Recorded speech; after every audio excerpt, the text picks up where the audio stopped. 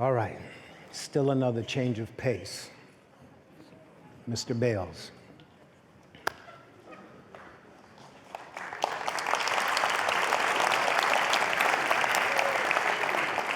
This is a very sobering talk about modern slavery.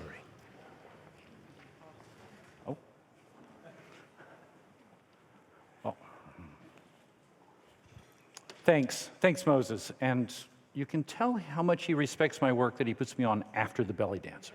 It's a no-win situation, and particularly, I have to say, I'm one of Amy Lehman's greatest fans, and I just, my dream is to someday grow up hair like her. I mean, she's phenomenal. The woman is phenomenal. My work's about contemporary slavery, and it takes me all over the world, and it's taken me to the Democratic Republic of Congo as well, where I've seen what she does there, and it's great.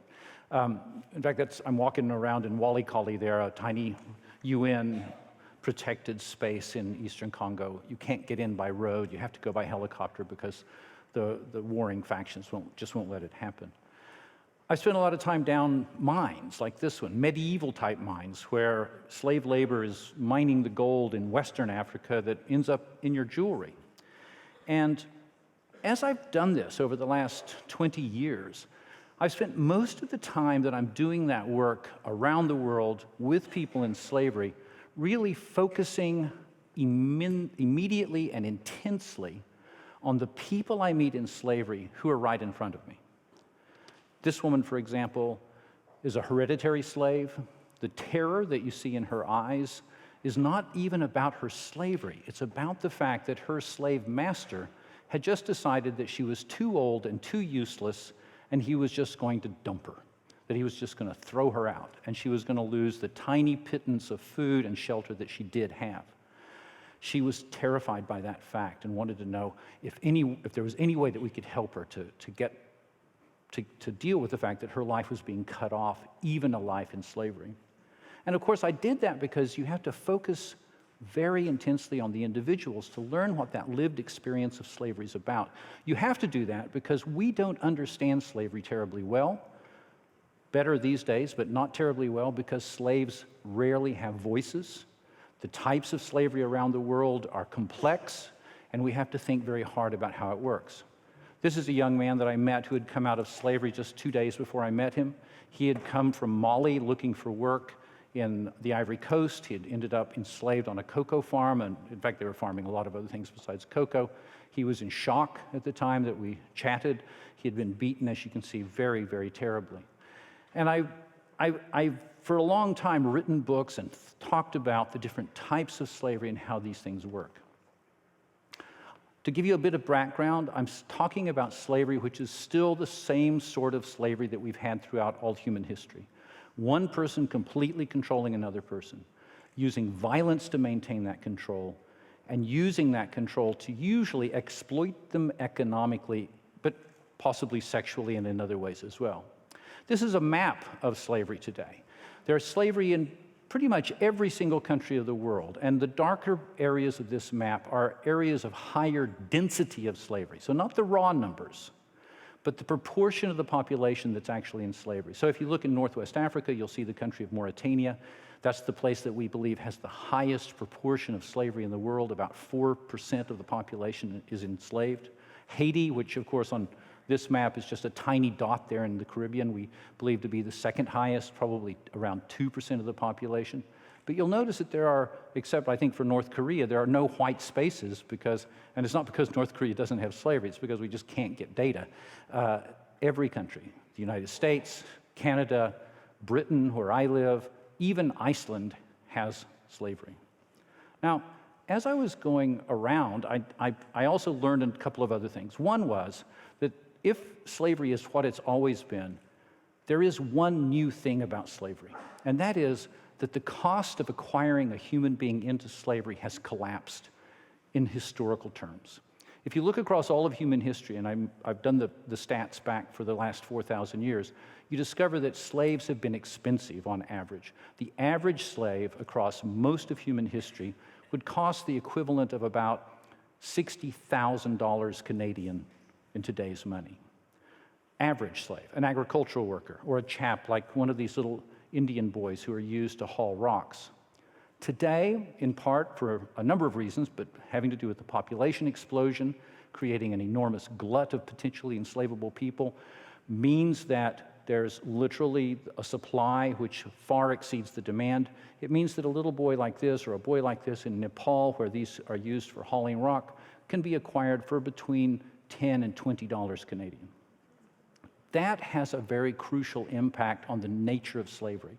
Because if slaves in the past were investments, like tractors or trucks, people would often, usually, take care of them. Slaves today are disposable inputs in economic processes. They're more like styrofoam cups. You buy them cheaply, you use them, when you're finished, you crumple them up and throw them away. And these boys I know well because we've done work there with them in Nepal. If they fall down on those mountain trails, if they break a leg, they just walk off and leave them because it's less expensive to acquire a new child down in the town or in a village than it is to repair one of these children. Those are the two key things I wanted you to know as a background. About 39 million slaves in the world today, and the complete collapse in the price of acquiring a slave. Now, the other part that I really wanted to talk about today is new work that I've been doing that's in a book that I'm about to put out. And that's because around the world, I would see not just slaves being horrifically abused, but slaves being used to horrifically abuse the environment.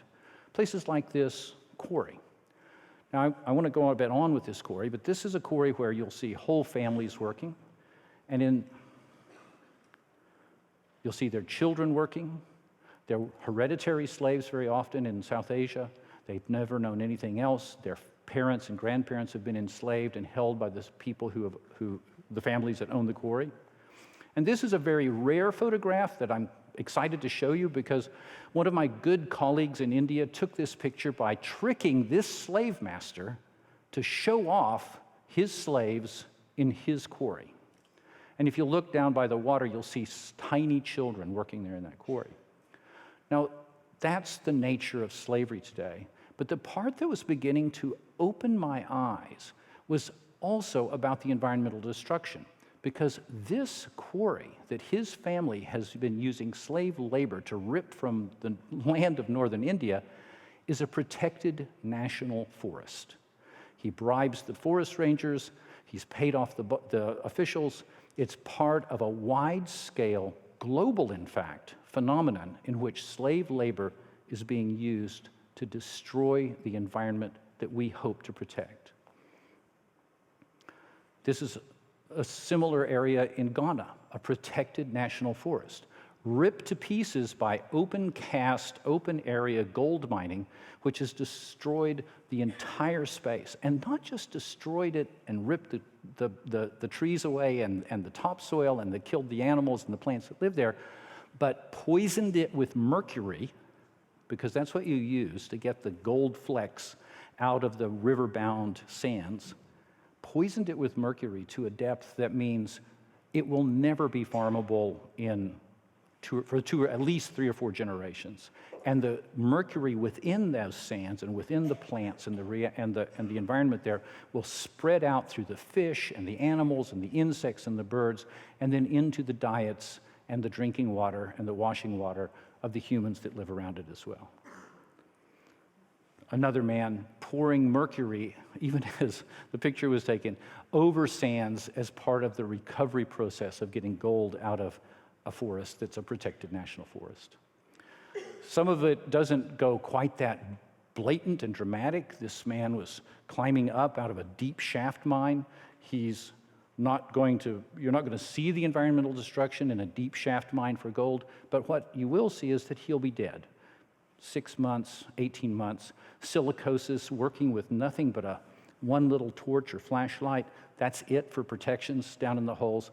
The pounding of quartzite materials means that a disease that will kill you in Canada if you were ever exposed to silicon dusts in maybe 30 years is affecting these workers in 15, 16, 18 months. That kind of acute chronic silicosis. I began to see all this, and I began to say, now wait a minute. What if? I'd been working for a very long time upon the human rights side of slavery, but I kept thinking, what if? What if these things are actually tightly related to each other? So I'm going to take you on a quick jump around the world where I'm going to leap up to the stratosphere, put you on a satellite, and then zoom down. I'm going to do that 3 times. And every time I do it, I'm going to be using that little journey to show you commodities for things that you eat, things that you buy, things that you use. This is the Sundarban National UNESCO World Heritage Site at the bottom of Bangladesh. It should be totally forested like you see on the right. On the left, however, is a slave-based fish processing camp. What looked like buildings are actually enormous racks where enslaved children take the catch of fishermen and dry it for the local fish markets. This also applies to shrimp farms that will feed into the Canadian and North American shrimp that you buy in shops and frozen in supermarkets. A very brave photographer, a Bangladeshi photographer friend of mine, actually got a picture of an overseer, a slave overseer, beating children to make them work faster on these racks. And the children themselves, thinking that they were in fact going off to a job that was going to be good to help their families, are paid nothing. They're beaten, sexually assaulted. They work up to 24 hours a day, as long as the fish come in.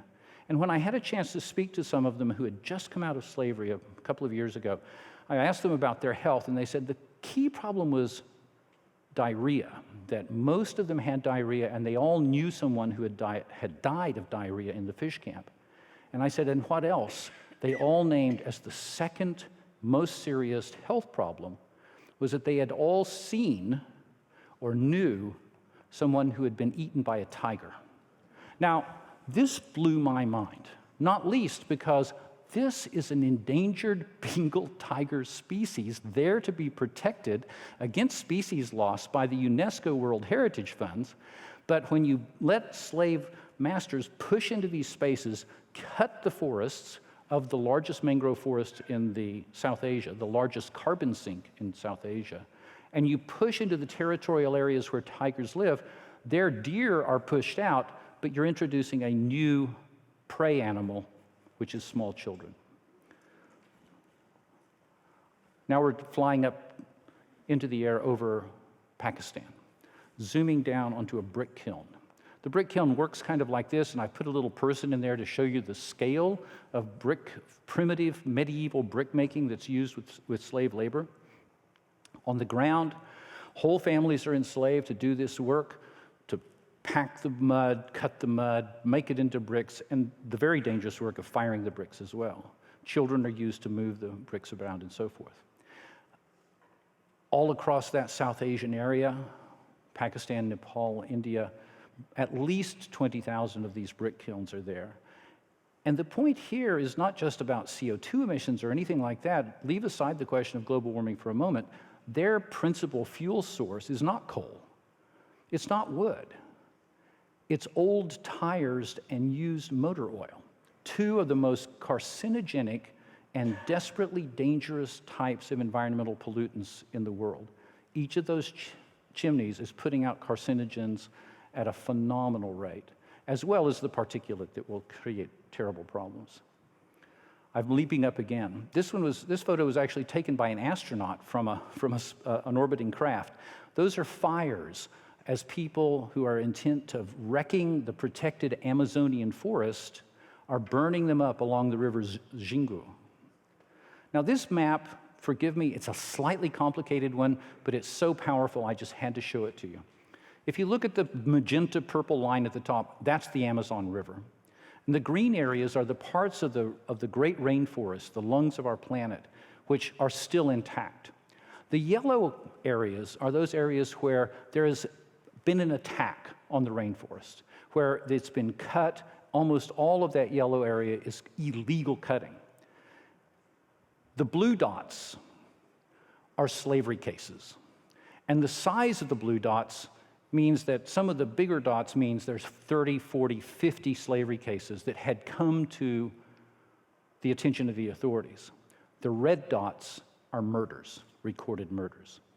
What you're seeing there in a data form is the scythe, the scimitar, the crescent of violence as it pushes across the wild frontier that still exists in Brazil, in which human beings who are poor and vulnerable are burned up in the process of destroying the rainforest in order to line the pockets of criminals.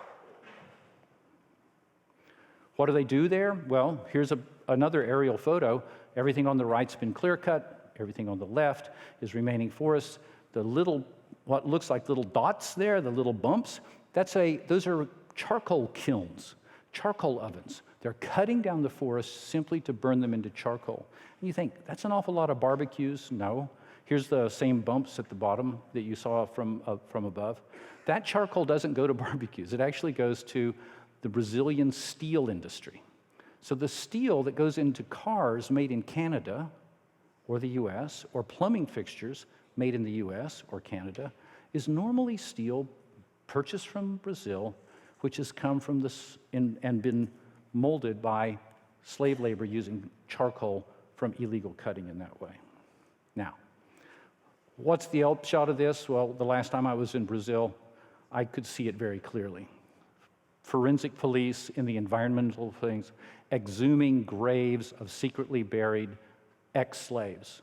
People who, again, because of their disposability, had just been worked almost to death, and then if you looked closely at the film, you'd see where the bullet went in the front and came out the back of that young man who was enslaved to do that destruction of the rainforest that we want to protect.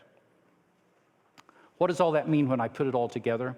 And I am compressing this very dramatically to stay on time. It means that if slavery were a country, it would have about the population of Canada. And if slavery could be thought of as a country, and using all of the recent ILO data and the Global Slavery Index data, we know that it would have the GDP of a country of about Angola, about $140, $150 billion a year. But if slavery were a country, it would have the carbon emissions that would rank it number 3 in the world after China and the United States. Now that was the breakthrough that came with this work that I have to say shocked me. I had no idea that slavery could be contributing to global warming, or at least contributing to carbon emissions, and certainly contributing to environmental destruction, species loss, and so forth. Now, the crazy thing is, there's a solution in the problem. There are some 39 million people in slavery today. But if slaves who are being forced to destroy the world's forests are simply employed to replant them after a period of liberation, the carbon credit that would be due or payable on those replanted forests would be 3 times what it would cost to actually do the act of liberation. We know that around the world it would take about $20 billion over a 20 to 30-year period to bring almost all the people in the world out of slavery. That we know how to do. We know how to do it exactly. We've got it costed out very clearly. And that's a very powerful point. All around the world, slaves used to destroy the environment, and all around the world, slaves waiting for freedom to replant the trees that they've been forced to cut. You remember these children? And this is the end of it, Moses. These children that you saw earlier, this is what happened after their families were freed from slavery in that quarry.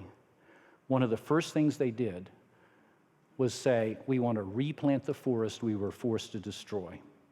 Before they built us a little school, but before they got anything else, they said, it's time for us to replant this forest. And they obeyed that Gandhian rule about the 5 trees every village should have: food, fiber, fodder, and so forth. That there's a particular group of trees. They went straight out. They asked for help to buy the seedlings, but they said, we're going to replant this. And they left and also began to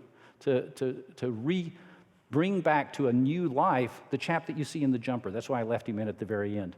He's the guy who was bribed to be a forest ranger without a forest for many years, to look the other way when everything was cut. Here's the book that's all about that. It comes out in January. If you want to pre-order on Amazon, you can do that. Some of my other books are upstairs, and I'll be up there with them too. But that's the story of how slavery, environmental destruction, are linked together, and the solutions to both may be in solving both at the same time. Thank you.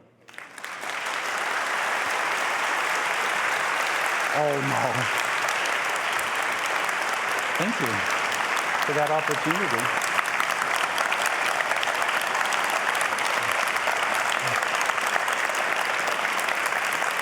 Oh, shucks, y'all.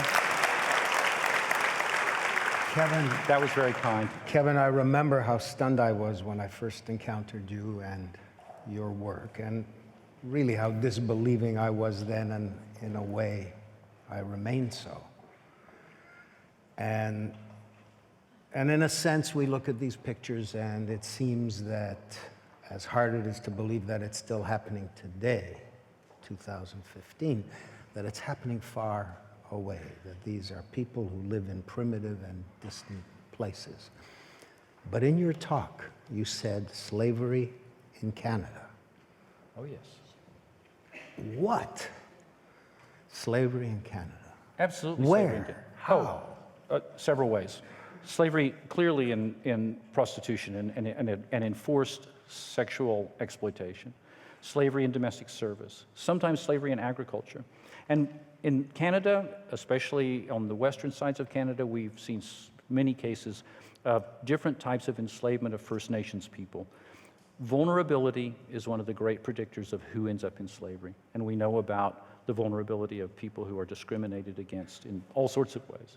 So certainly slavery in Canada, and a lot more in the US. And even in countries like, I say, Iceland, where you would never dream in such a tight little thing. And I used to say to people, oh, it's in every country in the world except Iceland. And I was in an audience like this, and a woman stood up right about there and said, I'm a member of the Icelandic parliament, and we have it too. And I had to go back and redo all my figures and figure all that out. No, it's all over the place. One more question. Sure. Such a precise number, 39 million. How do you derive that number? That number, well, there's a long methodology paper in the Global Slavery Index, which I'm the lead author. But the good news is we have a billionaire behind us now who's been bankrolling Gallup polls. We're doing major national random sample survey polling in lots of countries around the world. And it allows us to make tight, very strong estimations, and from those extrapolate to other countries. We taking a picture?